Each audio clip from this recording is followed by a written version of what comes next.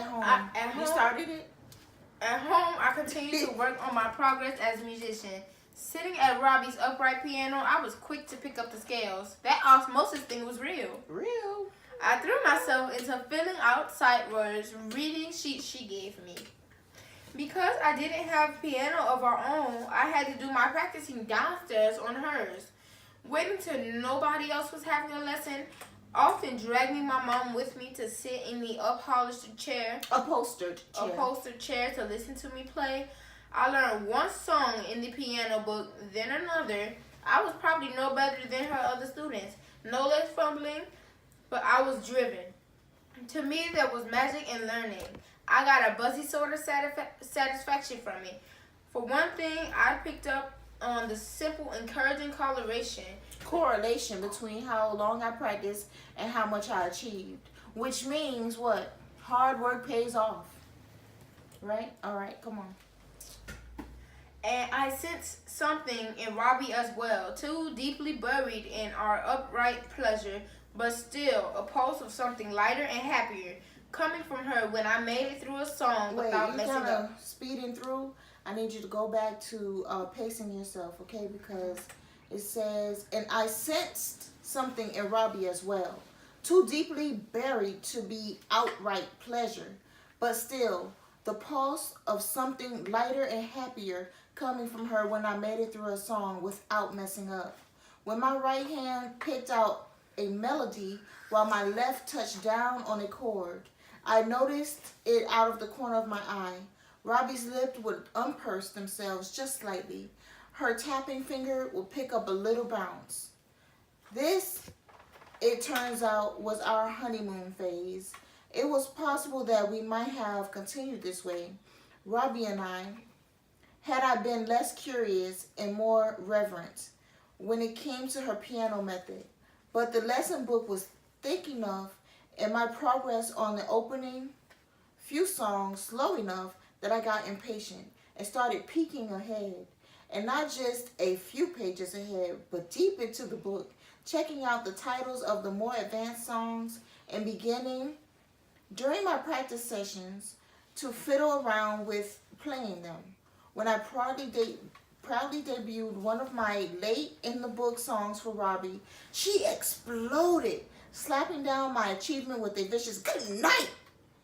I got chewed out by the way I heard her chewing out plenty of students before me. All I had done was try to learn more and faster, but Robbie viewed it as a crime approaching treason. She wasn't impressed, not even a little bit, nor was I chastened. I was the kind of kid who liked concrete answers to my questions, who liked to reason things out to some logical, if exhausting, end.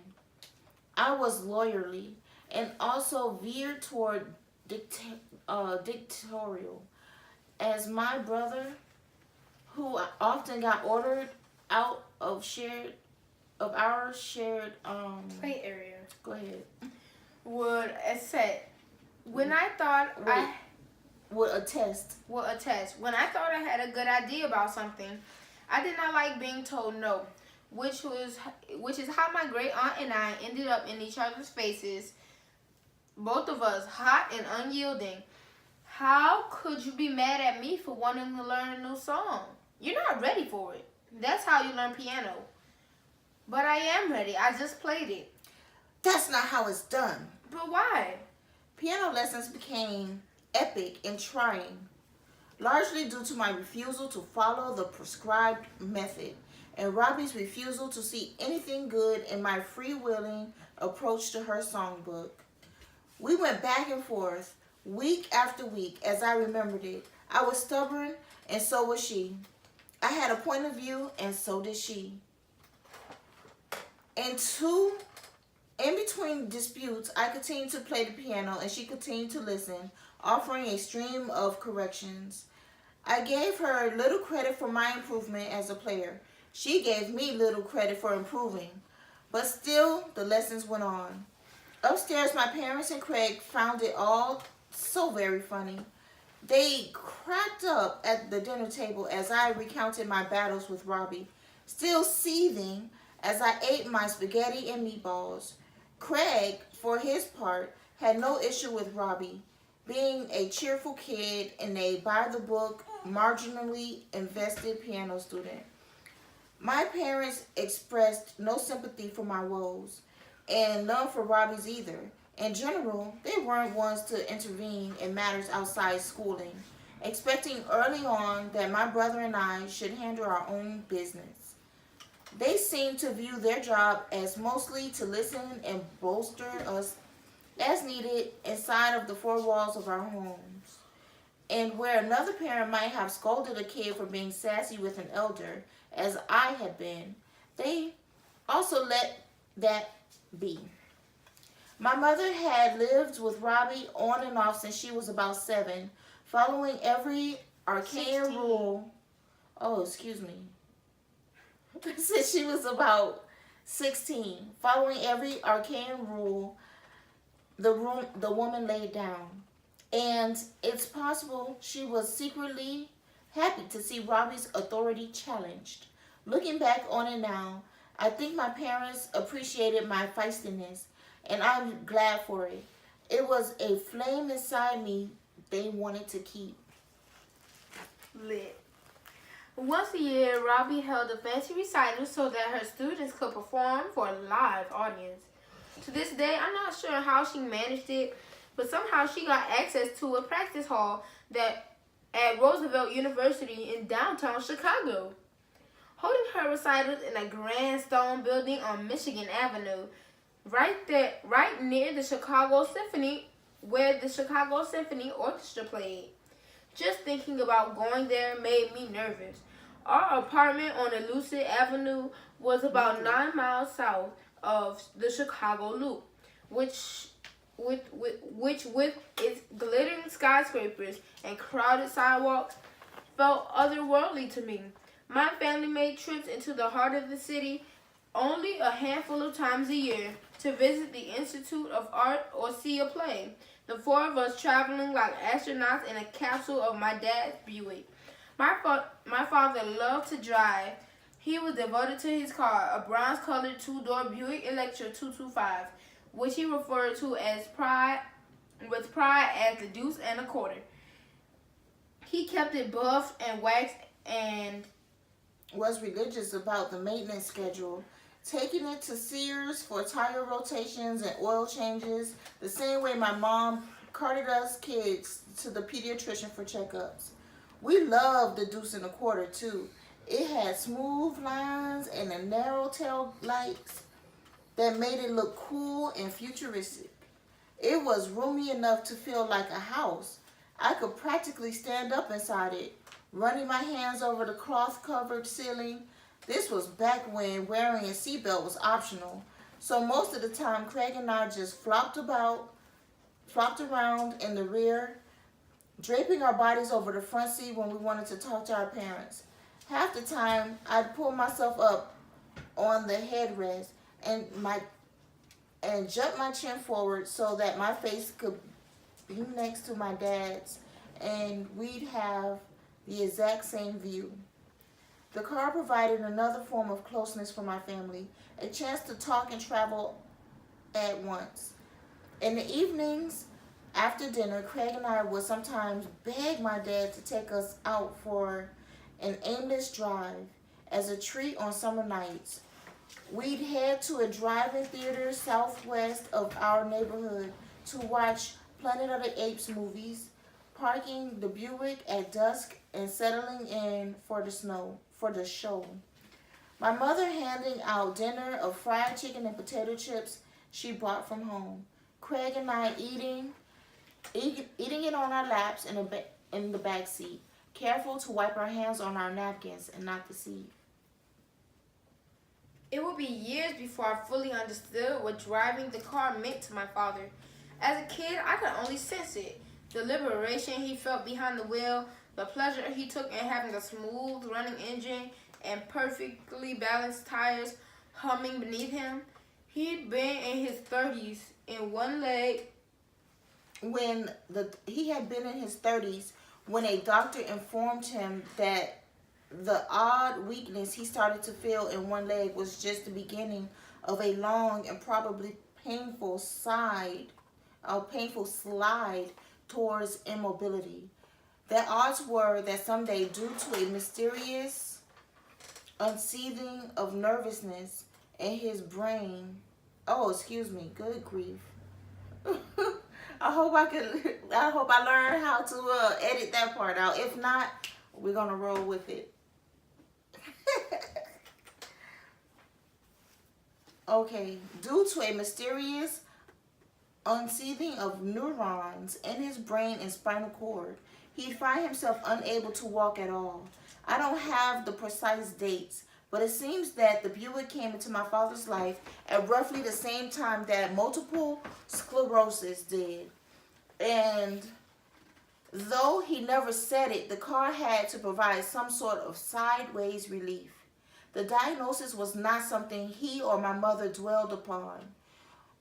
We were decades still from a time when a simple Google search would bring up a head-spinning array of charts, statistics, and medical explainers that either gave or took away hope. I doubt he would have wanted to see them anyway. Although my father was raised in a church, he wouldn't have prayed for God to spare him. He wouldn't have looked for alternative treatments or a guru of some faulty gene to blame. In my family, we have a long-standing habit of blocking out bad news, of trying to forget about almost the moment it arrives. Nobody knew how long my father had been feeling poorly before he took himself to the doctor, but I guess it had already been a few months, if not years. He didn't like medical appointments. He wasn't interested in complaining. He was the sort of person who accepted what came and just kept moving forward. I don't know that on the day of my recital, of my big piano recital, he was already walking with a slight limp, his left foot unable to catch up with his right. All my memories of my father include some manifestation of his disability. Even if none of us were quite willing to call it that yet, what I knew at that time was that my dad moved a bit slower than other dads. I sometimes saw him pausing before walking up a flight of stairs as if needing to think through the maneuver before actually attempting it. When we went shopping at the mall, he parked himself on the bench content to watch the bags or sneak in a nap while the rest of the family roamed freely. Riding downtown for a piano recital, I sat in the back seat of the Buick, wearing a nice dress and patent leather shoes. My hair in pigtails, experiencing the first cold sweat of my life. I was anxious about the performing, even though back at home in Robbie's apartment, I practiced my song to death. Practically to death. Craig, too, was in a suit and prepared to play his own song, but the prospect of it wasn't bothering him. He was sound asleep, in fact, knocked out cold in the back seat, his mouth agape, his expression blissful and unworried. This was Craig. I'd spent a lifetime admiring him for his ease. He was playing by then in a bitty basketball league that had games every weekend and apparently had already tamed his nerves around performing. My father would often pick a lot as close to our destination as possible, shelling out more money for parking to minimize how far he'd have to walk on his unsteady legs.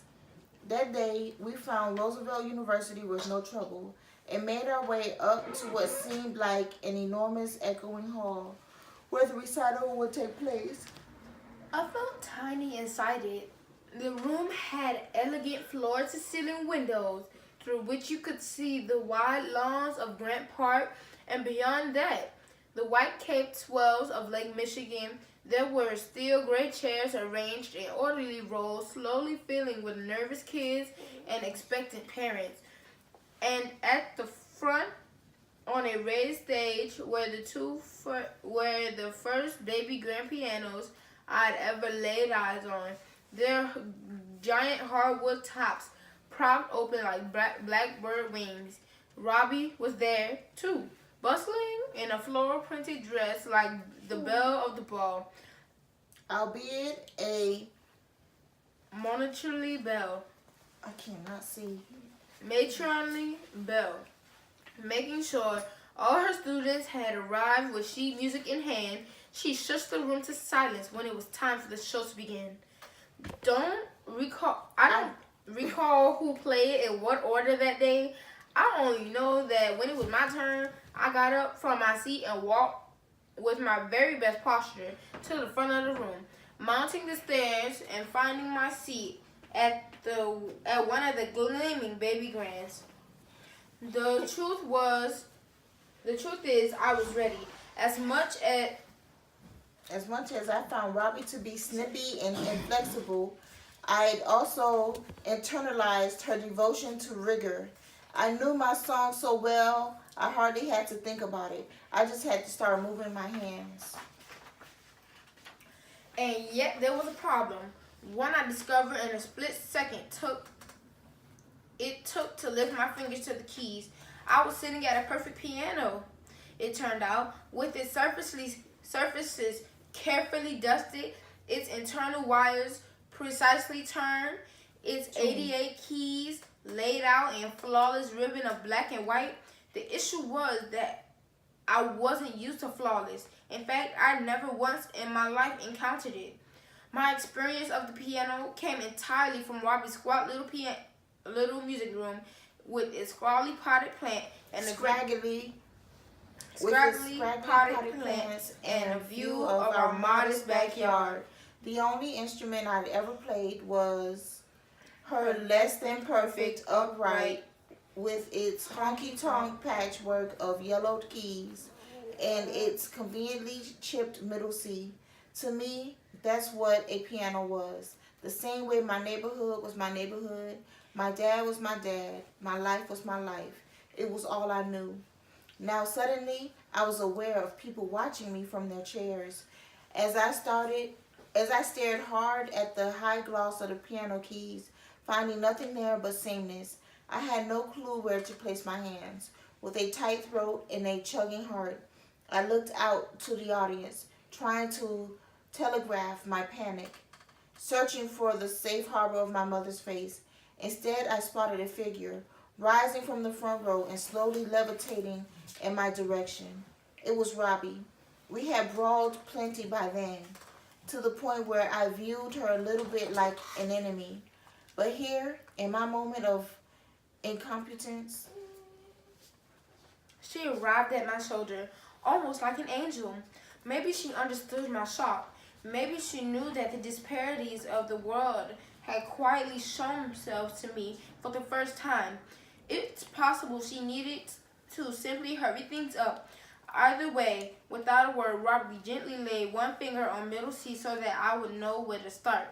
Then, turning back with the smallest smile of encouragement, she left me to play my song. That's the end of chapter 1.